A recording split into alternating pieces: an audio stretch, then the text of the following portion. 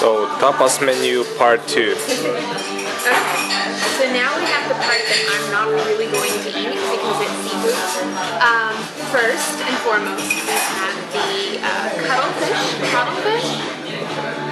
is that how you say it? Cuttlefish, yep. I'm asking Slovak how to say the fish. I don't know. And it's kind of gross looking. There's some stuff in it. I don't really do. Okay, and then here we had the meatballs, which I am eating. You can see on my plate. You can see this is a meatball, and there's eggplant sauce. That's pretty good. And, well, I'm about to try that. Hopefully I live after this. And the next we have Last part. squid. And squid is squid, so I'm not going to be partaking in that today. We still have our, it's like sangria, but it's basically a mimosa.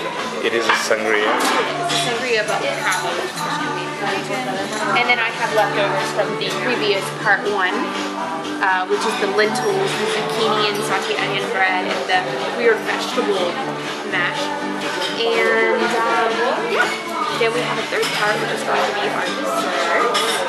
So I hope you enjoy looking at our gross food. All of this food is supposed to be simple for the and there's like a history behind every food that they told us. But it's very good.